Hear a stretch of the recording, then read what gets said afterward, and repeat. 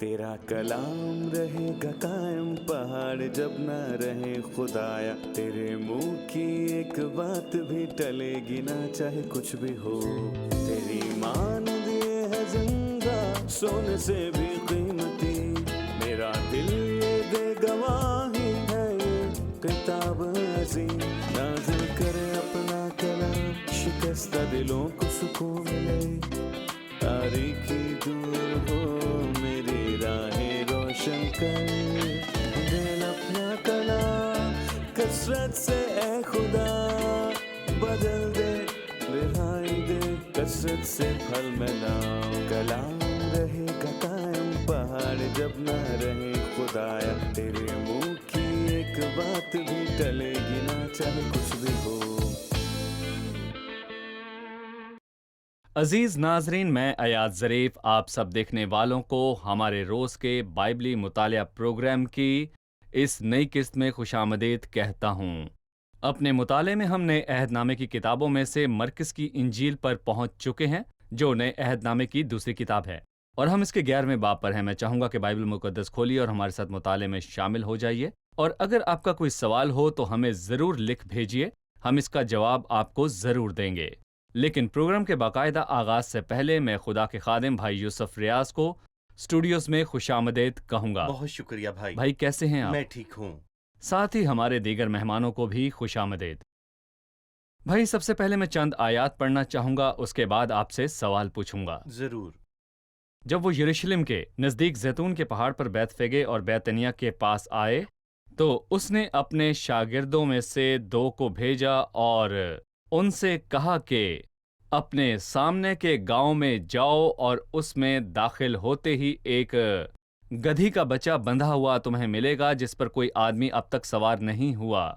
उसे खोल लाओ, और अगर कोई तुमसे कहे कि तुम ये क्यों करते हो तो कहना खुदावंद को इसकी ज़रूरत है, वो फिलफौर उसे यहाँ भेज देगा। बस वो गए और बच्चे को दरवाजे के नज़दीक बाहर चौक में बंधा हुआ पाया और उससे खोलने लगे। मगर जो लोग वहाँ खड़े थे उनमें से बाज ने उनसे कहा, ये क्या करते हो कि गधी का बच्चा खोलते हो? उन्होंने जैसा यीशु ने कहा था वैसा ही उनसे कह दिया, और उन्होंने उनको जाने दिया। बस वो गधी के बच्चे को यीशु के पास लाए और अपने कपड़े उस पर डाल दिए, और वो उस पर सवार हो गया। और बहुत लोगों ने अपने कपड़े राह में बिछा दिए, और उन्हें खेतों में से डालियां काट कर फैला दीं, और जो उसके आगे आगे जाते और पीछे पीछे चले आते थे पुकार पुकार कर कहते जाते थे, होशना, मुबारक है वो जो खुदावंद के नाम से आता है, मुबारक है हमारे बाप दाऊद की बादशाही जो आ रही है, आलम बाला पर होशाना। ये अल्फाज मसीह के यरूशलेम में दाखिले से मुंसलिक हैं। ये उस हफ्ते का आगाज है जिसे दुखों का हफ्ता कहा जाता है, और कुछ लोग इसे मसीह का यरूशलेम में फातिहाना दाखला भी कहते हैं। हमें इस हफ्ते के आगाज और दाखले के बारे में बताइए, और क्या ये यरूशलेम में फातिहाना दाखला था? दर हकीकत इस हफ्ते का आगाज एतवार से होता है, और मसीह एतवार के रोज दाखिल हुआ, और हम इस दिन को खैर मकदम और बुलंद आवाज से पुकारने का दिन कहते हैं। लेकिन मसीह बाखूबी ये सब कुछ जानता था, लेकिन उनका तुम्हारी नेक सुबह के बादल और शबनम की मानिंद जिल्द जलती रहती है। बस उसने इस खैर मकदम से धोखा नहीं खाया, क्योंकि वो जानता था कि इस हफ्ते में कौन से वाकयात रूनुमा होने वाले हैं, और हम इसे अगले दिन में देख सकते हैं, जो कि सोमवार का दिन है। और आयत 11 से हम इख्तियार को अमल में लाते हुए बड़े वाज़े तौर पर देखते हैं। मंगल के दिन हम मज़ाहमत को और दुश्मनी को देखते हैं, जब बुरे लोग तसलसल के साथ आए, और हम यहाँ पर उसकी मुखालफत और मज़ाहमत को बड़े वाज़े तौर पर देखते हैं। और फिर मसीह ने बुध के दिन बैतनिया में आराम किया था, और हम इसको गौर व फिक्र का दिन कहते हैं। जुमेरात का दिन आखिरी दिन था जिस पर फसा को ज़िबा किया जाता है, और ये जुमे को खाया जाता था। फसा का बर्रा दर हकीकत जुमेरात को कुर्बान किया जाता था। जब वक्त आ गया और जुमेरात की शाम को जब जुमे का आगाज होता है तो मसीह बैठ गया, और फिर तकलीफ दे वाकयात का आगाज हुआ था। और जब मसीह की अदालत हुई तो उसको मसलूब किया गया तो वो मर गया। یہ سب کچھ 24 گھنٹوں سے بھی کم وقت میں ہوا، اور ہفتے کے دن مسیح قبر میں تھا، اور اتوار کے دن فاتحانہ طور پر وہ مردوں میں سے جی اٹھا۔ یہ دکھوں کے ہفتے کی خصوصیات اور جی تفصیلات ہیں، لیکن کیا یہ فاتحانہ داخلہ تھا جیسا کہ کچھ لوگ دعویٰ کرتے ہیں یا جیسے کچھ لوگ ایسا کہتے ہیں؟ در حقیقت اس ہفتے میں ایسا کچھ نہیں جس کی وجہ سے ہم اسے ایسا کہیں۔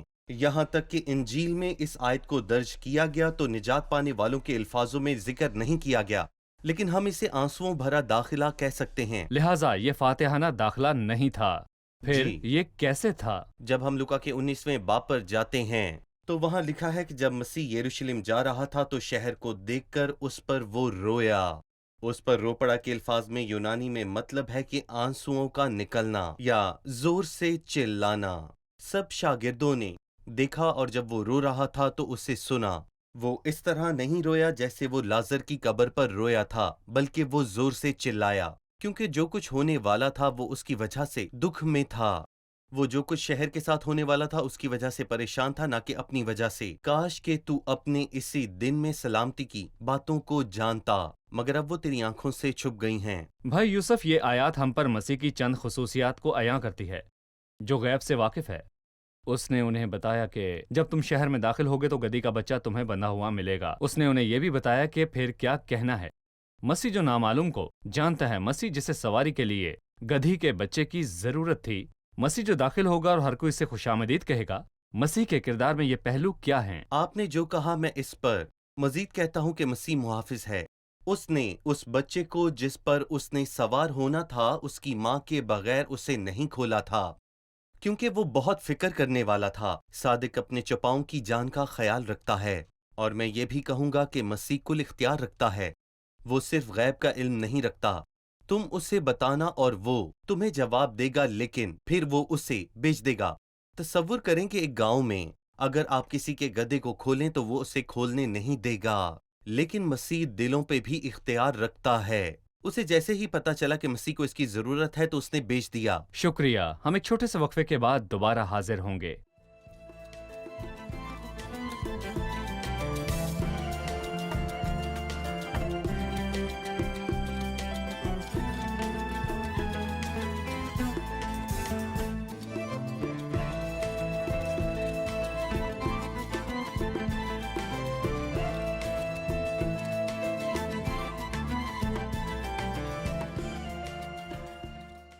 آیت 13 میں، اور وہ دور سے انجیر کا ایک درخت جس میں پتے تھے دیکھ کر گیا کہ شاید اس میں کچھ پائے، مگر جب اس کے پاس پہنچا تو پتوں کے سوا کچھ نہ پایا، کیونکہ انجیر کا موسم نہ تھا۔ اگر یہ انجیر کا موسم نہیں تھا تو پھر خداوند کیوں اس میں انجیر ڈھونڈنے گیا؟ اگر یہ انجیر کا موسم نہیں تھا تو؟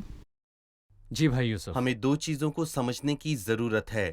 پتے ہونے کا کیا مطلب ہے؟ انجیر کے درخت کی بات کی جائے تو یہ دوسرے درختوں سے مختلف ہے۔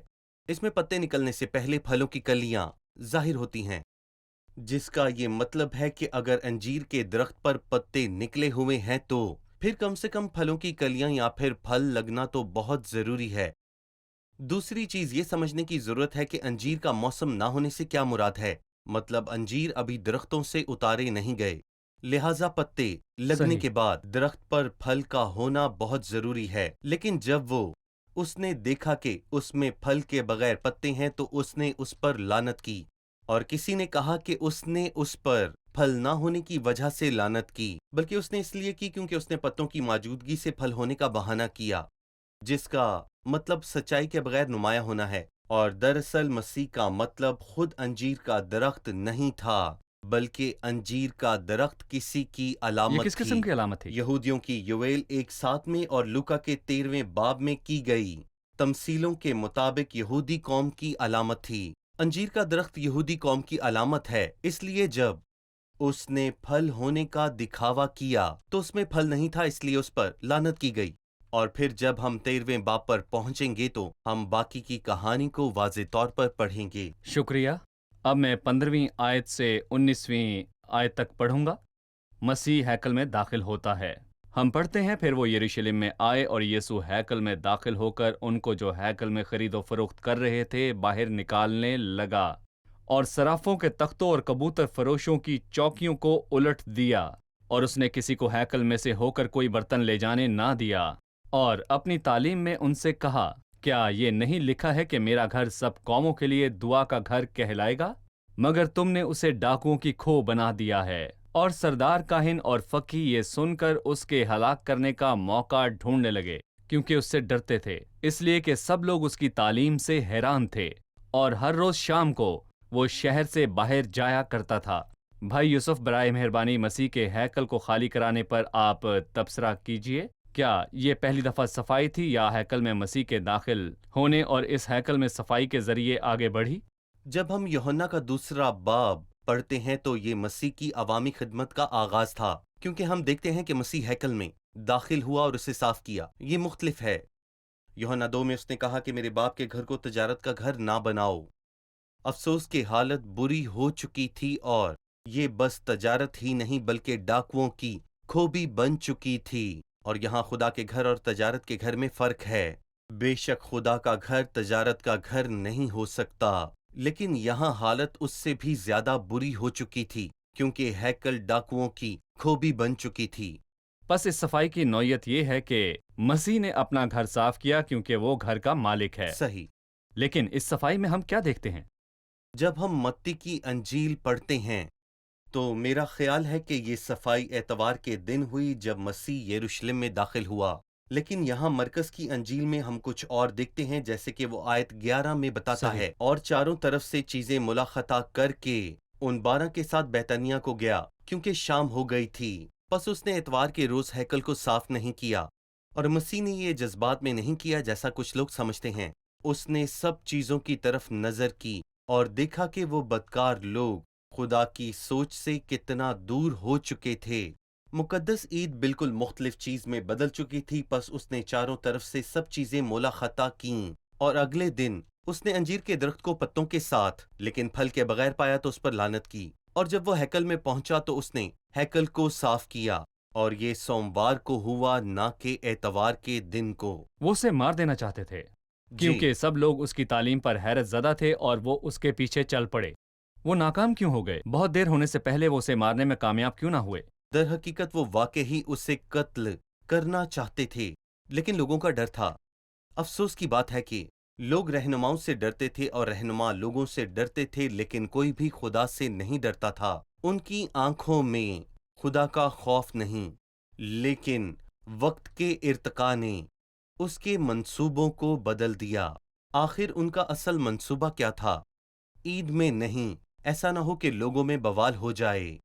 खुदा का क्या मंसूबा था जो पूरा हुआ? मसीह उसी दिन मसलूब होगा जो फसा की ईद का दिन था, ताकि वो अपने घरों में फसा खा सकें, जबकि मसीह को हकीकी फसा के तौर पर सलीब पर लटकाया जाएगा। सही, क्योंकि अभी उसका वक्त नहीं आया बिल्कुल। था। वो इसलिए नाकाम हुए क्योंकि अभी उसका वक्त नहीं आया था। वो कब मरेगा इसका तयन आसमान से किया गया। सही। 20वीं आयत से 26वीं आयत तक लिखा है, फिर सुबह को जब वो उधर से गुजरे तो उस अंजीर के दरख्त को जड़ से सूखा हुआ देखा। शागिर्दों ने देखा कि अंजीर का दरख्त उनके चलते चलते सूख गया। वो हैरान हुए और उन्होंने ताजुब किया और तफ्तीश की। खुदावन ने इस मंजर को दुआ में ईमान के बारे में पस मंजर के तौर पर इस्तेमाल किया। उसने उन्हें क्या कहा? पहली चीज मैं ये कहना चाहूंगा कि सोमवार के दिन हैकल को साफ करने के बाद मंगल के रोज ये हुआ। इंजीर के दरख्त पर सोमवार को लानत की गई, और फिर जब वो मंगल के रोज आ रहे थे तो उन्होंने मंजर देखा। उन्होंने उसे जड़ तक सूखा हुआ देखा। अय्यूब के 14वें बाब में वो हमें बताता है कि अगरचे दरख्त सूख गया तो भी, क्योंकि उसकी जड़ें जमीन में हैं और वो दोबारा फूट सकती हैं और उस पर शाखें निकल सकती हैं। और जब हम बाब 13 पर पहुंचेंगे तो हम इसी चीज को देखेंगे कि वो दरख्त सूख गया था लेकिन फिर भी पत्ते निकलेंगे। लेकिन 13वें बाब में उस पर फिर से पत्ते निकलेंगे, और ये तब हुआ जब इस्राएली कौम गुज़श्ता सदी की 40 की दिहाई में लौट आई और इसराइल के मुल्क की दोबारा तश्कील हुई, जिसे हम 13वें बाब में देखेंगे।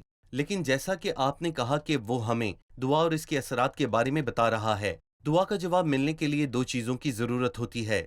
पहली चीज़ होती है ईमान, और दूसरी चीज़ होती है खुदा से माफ़ी। और मेरा ख्याल है ये हम तब देखते हैं जब वो हमें बताता है, जो कुछ तुम दुआ में मांगते हो यकीन करो कि वो तुम्हें मिल गया और वो तुमको मिल जाएगा। اور اس کے بعد جب کبھی تم کھڑے ہو کر دعا کرتے ہو تو جس سے تمہیں شکایت ہے اسے معاف کرو۔ پہلی چیز ایمان اور پھر معاف کرنا۔ ہماری دعاؤں کا جواب ملنے کی بنیادی شرائط یہی ہیں۔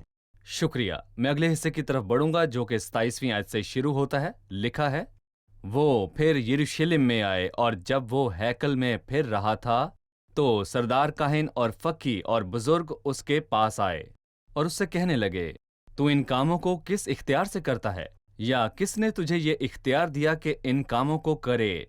یسوع نے ان سے کہا، میں تم سے ایک بات پوچھتا ہوں، تم جواب دو تو میں تم کو بتا دوں گا کہ ان کاموں کو کس اختیار سے کرتا ہوں۔ یوحنا کا بپتسمہ آسمان کی طرف سے تھا یا انسان کی طرف سے؟ مجھے جواب دو۔ وہ آپس میں کہنے لگے کہ اگر ہم کہیں آسمان کی طرف سے تو وہ کہے گا پھر تم نے کیوں اس کا یقین نہ کیا، اور اگر کہیں انسان کی طرف سے تو لوگوں کا ڈر تھا اس لیے کہ سب لوگ واقعی یوحنا کو نبی جانتے تھے۔ پس انہوں نے جواب میں یسوع سے کہا، ہم نہیں جانتے۔ یسوع نے ان سے کہا، میں بھی تم کو نہیں بتاتا کہ ان کاموں کو کس اختیار سے کرتا ہوں۔ ہم ایک وقفہ لیں گے اور پھر اس حصے کے بارے میں تفصیل سے جانیں گے۔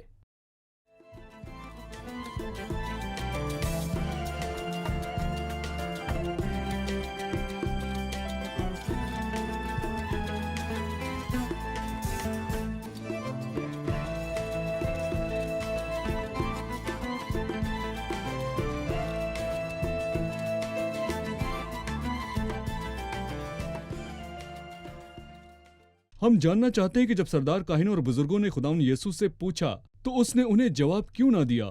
وہ براہ راست کس اختیار سے یہ چیزیں کر رہا تھا؟ جی بھائی۔ میں اس کی دو وجوہات دیکھتا ہوں۔ پہلی وجہ جس کا ذکر امثال کی کتاب کے 26ویں باب کی 4 اور 5 آیت میں کیا گیا، احمق کو اس کی حماقت کے مطابق جواب نہ دے، مبادا تو بھی اس کی مانند ہو جائے، جس کا مطلب ہے کہ جب کوئی آپ کے پاس سیکھنے کے لیے نہ آئے بدنیتی بلکہ سے چلاکی اور بدنیتی سے آئے، لہٰذا مسیح نے انہیں ان کی حماقت کے مطابق جواب دیا، مبادا وہ اپنی نظر میں سمجھدار بنے۔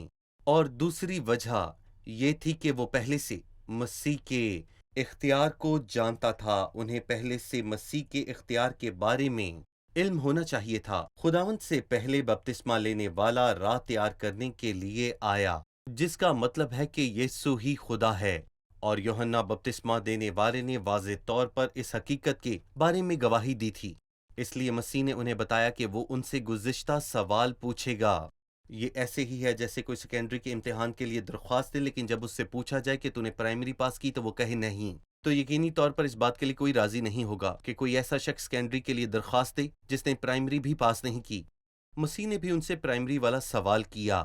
میں تم سے ایک بات پوچھتا ہوں، یوحنا بپتسمہ دینے والا آسمان سے آیا تھا یا انسان سے آیا تھا؟ کیونکہ وہ بدنیت اور بے وفا تھے، اور انہوں نے کہا کہ اگر ہم کہیں گے کہ آسمان سے تو کہے گا پھر یقین کیوں نہ کیا؟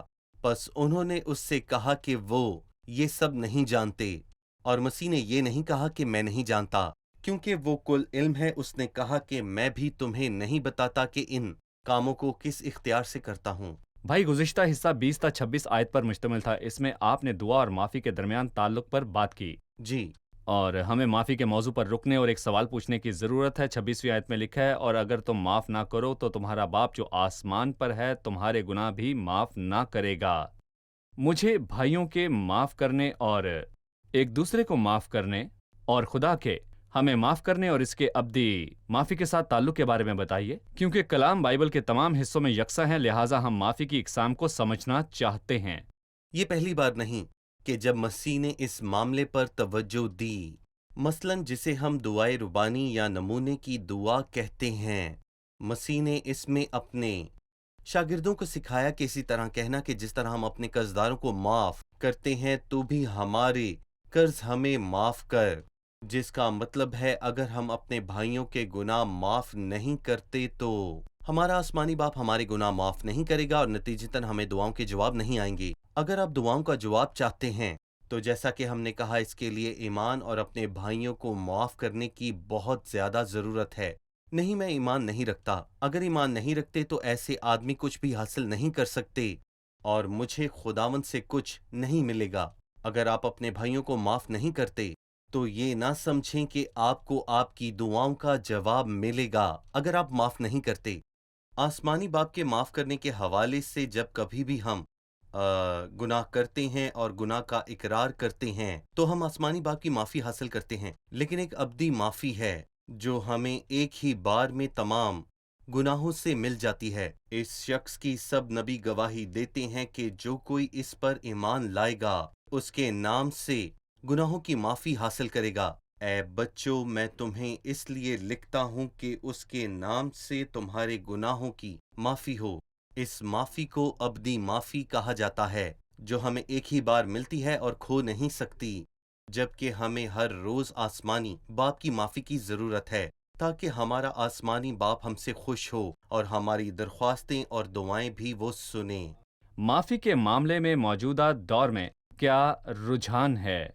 कलाम से हमें पता चलता है कि अगर मैंने आपसे कुछ गलत किया हो तो मैं आपसे माफ़ी मांगूं और आप मुझे माफ़ करें। जी। कलाम हमें बताता है कि ये बरादराना माफ़ी है। जी, लेकिन क्या कलाम में कोई ऐसी तालीम पाई जाती है जो कहती है कि अगर मैंने गुनाह किया हो तो मैं आपके पास आकर इकरार करूं और आप मुझे गुनाह से बरी कर दें? मैं उस गलती के बारे में बात नहीं कर रहा जो मुझसे सरजद हुई, बल्कि मैं शख्सी गुनाह के बारे में बात कर रहा हूं। मैं आपके पास आता हूं कि मुझे बरी करें और मुझे मेरे गुनाह से बरी करके मुझे माफ़ करें। क्या कलाम में कोई ऐसी तालीम पाई जाती है? मैंने पूछा कि क्या ये माफ़ी अब्दी दायरा कार की माफ़ी में आती है? बेशक नहीं, क्योंकि मसीह के सिवा कोई भी हमेशा के गुनाहों के लिए माफ़ी नहीं दे सकता, सही। और इसके सिवा कोई भी तालीम बाइबल मुक़द्दस की तालीम से दूर है। सही। अब्दी माफ़ी मसीह के वसीले दी गई क्योंकि वही है जिसने हमारे गुनाहों की कीमत अदा की, और जब हम उसके पास आते हैं तो हमें गुनाहों की माफ़ी मिल जाती है। इस शख्स की सब नबी गवाही देते हैं कि जो कोई इस पर ईमान लाएगा उसके नाम से गुनाहों की माफ़ी हासिल करेगा। और क्या ये माफ़ी भाईचारे के दायरा कार में आती है? ऐसा नहीं, क्योंकि भाईचारे की माफ़ी ये है कि अगर तेरा भाई गुनाह करे तो उसे मलामत कर, और अगर तौबा करे तो माफ़ कर। माफ़ करना। बाइबल मुक़द्दस लूका के 17वें बाब में यही तालीम देती है।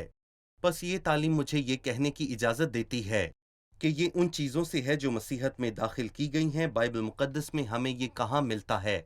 देखिए, हमें बाइबल मुक़द्दस में इसका हवाला नहीं मिल सकता। फिर भी लोग इस पर कायम है, अगरचा कि ये खुदा के कलाम से दूर है। सही, बहुत शुक्रिया भाई। मैं उसी मंजर पर वापस आऊंगा जहां मसीह अंजीर के दरख्त के सामने खड़ा है। 12वीं आयत में वो कहता है, दूसरे दिन जब वो बैतनिया से निकले तो उसे भूख लगी। इसका जिक्र किया गया कि मसीह भूखा था। ये जुमला मसीह के किरदार के पहलुओं के बारे में क्या बयान करता है? ये कि वो ज़मीन पर एक गरीब की हैसियत से रहता था, और ये भी नहीं कहा जा सकता कि एक शख्स जो बहुत सी चीज़ों का मालिक है वो भूखा कैसे रह सकता है। तू अपनी मुट्ठी खोलता है और हर जानदार की ख्वाहिश को पूरा करता है, और ये हम पहली दफ़ा नहीं पढ़ते कि मसीह को भूख लगी और उसने अपनी खिदमत का आगाज़ 40 दिन के रोज़े से किया, और कलाम बताता है वो भूखा था। और यहाँ वो अपने सफ़र के इख्तिताम पर मंगल के दिन बैतनिया से बाहर आया, और ऐसा लगता है कि वो सुबह सवेरे उठा और राह में उसने अंजीर का दरख्त देखा, और वो वहाँ तौबा की तलाश में आया, जैसा कि बपतिस्मा देने वाले ने ये कहा था कि तौबा के तौबा के मुआफिक मुआफिक फल लाओ। लेकिन अफसोस, वो उनकी निजात के लिए भूखा था, लेकिन उन्हें खुद अपनी निजात के लिए कोई फिक्र नहीं थी, और ये अफसोस की बात है। शुक्रिया भाई, हमारे प्रोग्राम का वक्त खत्म हुआ चाहता है। आइए अब मेहमानों से आज के प्रोग्राम की राय जानें। आज आपने क्या सीखा? जैसे कि हमने सीखा कि दुआ का जवाब मिलने के लिए ईमान और भाई को मुआफ़ करना मतलूब है। मैंने अंजीर के दरख्त से ये सीखा कि हमें ये दावा नहीं करना चाहिए कि हम फल रखते हैं जबकि हम नहीं रखते। हमने ये भी सीखा कि मसीह ने 2 दफ़ा हैकल को साफ किया। पहली मर्तबा यूहन्ना 2 बाब में अपनी अवामी खिदमत के आगाज़ में, जब उसने कहा कि उन्हें मेरे बाप के घर को तजारत का घर ना बनाओ। लेकिन मरकज़ 11 बाब में ये मामला हम मसीह की तरफ से ये ऐलान भी देखते हैं कि वो घर का मालिक है, जब उसने कहा मेरा घर दुआ का घर कहलाएगा। शुक्रिया, खुदा आपको बरकत दे। भाई खुदावंद आपका आपको भी बरकत दे। शुक्रिया। عزیز ناظرین، آج کی قسط سے ہم نے سیکھا ہے کہ دعا کے ساتھ ایمان اور معافی بھی شامل ہونی چاہیے۔ خداوند نے ایمان کے بارے میں کیا کہا؟ اس نے 23ویں آیت میں کہا، میں تم سے سچ کہتا ہوں کہ جو کوئی اس پہاڑ سے کہے تو اکھڑ جا اور سمندر میں جا پڑ، اور اپنے دل میں شک نہ کرے بلکہ یقین کرے جو کہتا ہے وہ ہو جائے گا تو اس کے لیے وہی ہوگا۔ اس لیے میں تم سے کہتا ہوں کہ جو کچھ تم دعا میں مانگتے ہو یقین کرو کہ تم کو مل گیا اور وہ تم کو مل جائے گا۔ خداوند نے ایمان کے بارے میں یہی کہا۔ ہمیں اس ایمان کے ساتھ خداوند کے پاس آنا چاہیے، وہ بازو جو خداوند کے بھرپور چشموں تک پھیلا ہوا ہے، چونکہ خدا کے پاس بہت سارے چشمے ہیں اور وہ ہمیں سب کچھ دینا چاہتا ہے، لیکن کیا ہم ایسا ایمان رکھتے ہیں جس سے ہم خدا اور اس کی صلاحیتوں پر بھروسہ رکھیں جو ہمارے لیے کام کرتا ہے؟ اس کے علاوہ معافی اور دعا میں اٹھائے جانے والے ہاتھ پاک ہونے چاہیے، لڑائی جھگڑے اور غضب کے بغیر۔ دعا میں ہاتھ اٹھانے والوں کے درمیان کوئی جھگڑا نہیں ہونا چاہیے، ایک دوسرے کے لیے معافی، ایمان اور معافی ہونی چاہیے۔ ہمیں اچھی طرح سے سیکھنا چاہیے کہ دعا کیسی ہونی چاہیے۔ عزیزو، ایمان سے دعا کیا کریں۔ ان الفاظ کے ساتھ اگلی قسط میں آپ سے پھر ملاقات ہوگی۔ خدا آپ سب کو برکت دے۔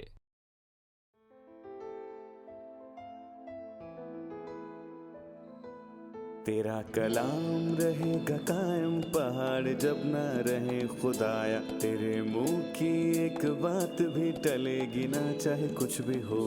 تیری مان دیے ہے زندہ سونے سے بھی قیمتی، میرا دل یہ دے گواہی ہے یہ کتاب عظیم۔ نازل کرے اپنا کلام، شکستہ دلوں کو سکون ملے، تاریکی دور ہو میری راہیں روشن کر، دل اپنا کلام کثرت سے اے خدا بدل دے، رہائی دے کثرت سے پھل ملاؤ۔ کلام رہے گا قائم پہاڑ جب نہ رہے خدایا، تیرے منہ کی ایک بات بھی ٹلے گی نہ چاہے کچھ بھی ہو۔